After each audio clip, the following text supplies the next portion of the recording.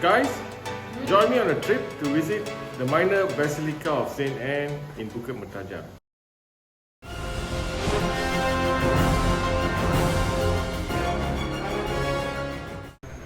The minor Basilica of St. Anne at Bukit Mertajam is a well-known pilgrimage site.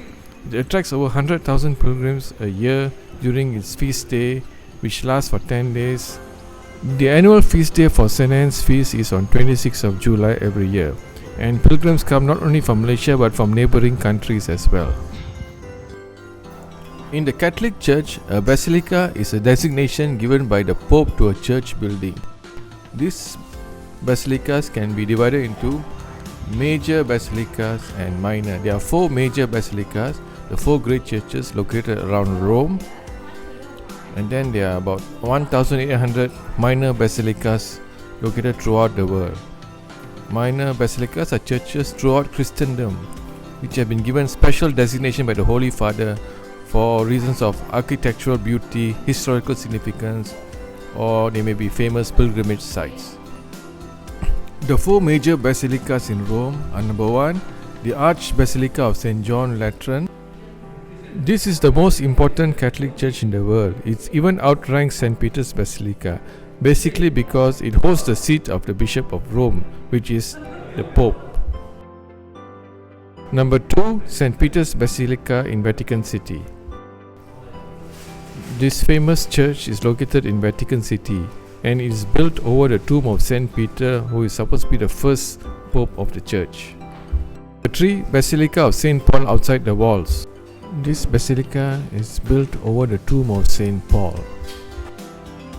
Finally, number 4, Basilica of Santa Maria Maggiore or Saint Mary Major. This is the biggest and most important church dedicated to the Virgin Mary or Mother Mary. The origins of St. Anne's Sanctuary can be traced back as far as 1833, when Chinese and Indian migrants settled down near from the Batu Kawan area in Penang.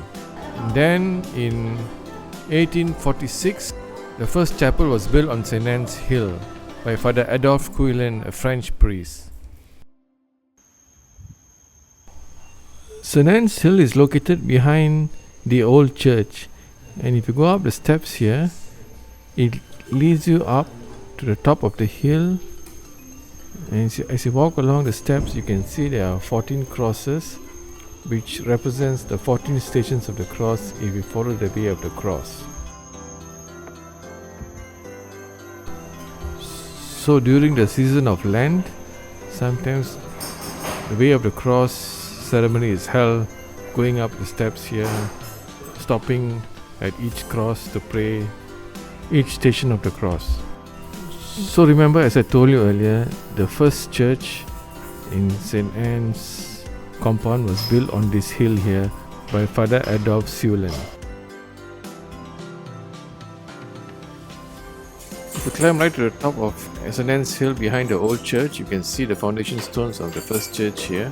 This place is now preserved and kept in remembrance of Father Adolphe Couillin's efforts in building this first church in 1846.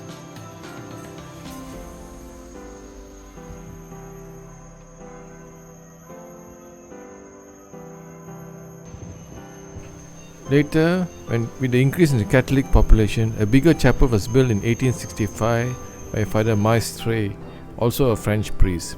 These foundation stones can be found behind the Anne's water fountain.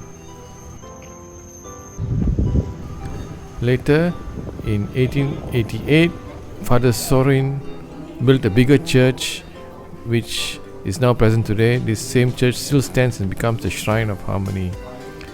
And this is the church which is here. This is called the Old Church now. You see the name of the church in its Chinese letters embossed on the entrance to the church. From 1946 until 1960, there was a state of emergency because of the communist insurgency, and this church was temporarily declared out of bounds and labelled as a black area. After 1960, when the emergency was lifted, and then in 1977 the church started moving back to St. Anne's Shrine. As you enter the old church, you can see in the center aisle a row of nostalgic old tiles wooden pews on both sides of this aisle. Father Sorin, who built this church, actually passed away on St. Anne's feast and is buried here. And there's a row of Roman columns seen on both sides here.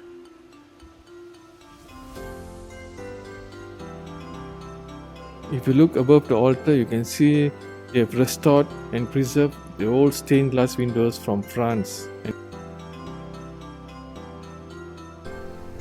The atmosphere in this old church was very calm and peaceful and very conducive to say a prayer to St. Anne and meditate if you wanted to. To cater for the increasing Catholic population, a new church was built in the grounds of the church, and this included a Gothic style bell tower with bells imported from France. This church was completed in 2002 and was known as the New Church. This church was officially declared open by the Apostolic Delegate in Malaysia on 26th of July 2002 during St. Anne's Feast. Made of natural beige clay face bricks, it is designed in the shape of a Greek cross with almost equal sides, topped with a spectacular Minangkabau style 3-tiered roof, encased on all sides by Gothic arches, mosaic murals and airy winding corridors.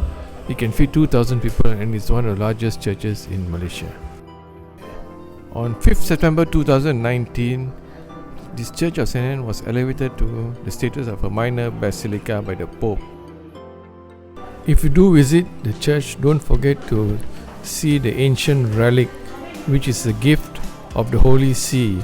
It is supposed to be a piece of bone fragment of St. Anne, which is preserved in a casing by the altar. At the Basilica of St. Anne, there's also a religious article center where they sell prayer books and curios and mementos if you want to remember your trip or visit to St. Anne's Basilica here. At the Dataran St. Anne, the church has installed these statues depicting the Stations of the Cross. These Stations of the Cross or Way of the Cross is a series of imaging depicting Jesus on the day of his crucifixion. Station 1 being Jesus is condemned to death. Station 2, Jesus is made to carry the cross.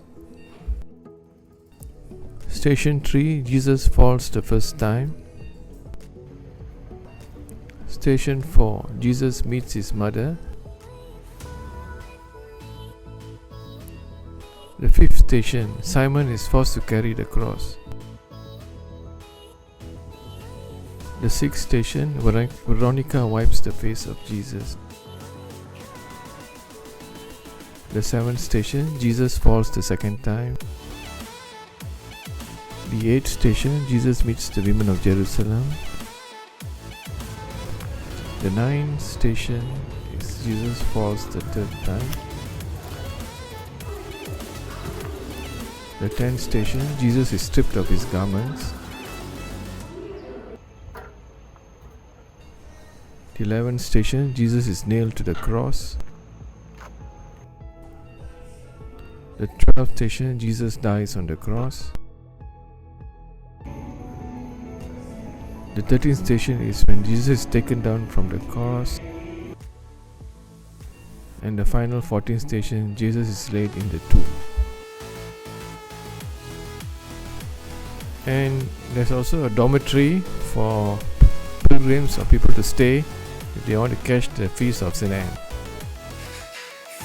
With the building of the new church, there's also a new dormitory which has been built to accommodate the vast inflow of pilgrims who need to stay during St. Anne's feast.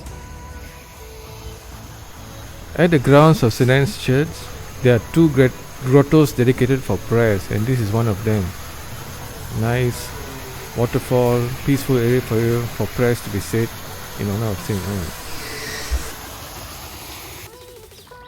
Interestingly, the Chero Tokun relic is within the compound of St. Anne's Church.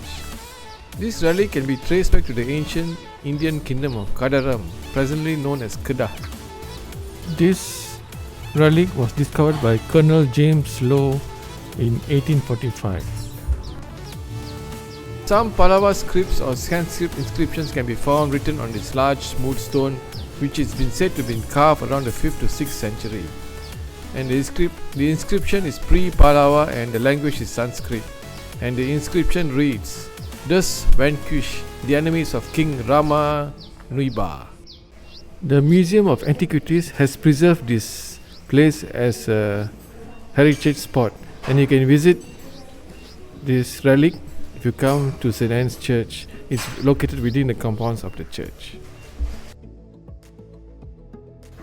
Guys, I hope you enjoyed the trip to visit the minor Basilica of St. Anne in Bukit Mertajam. Till the next time from Life at 50. Cheers.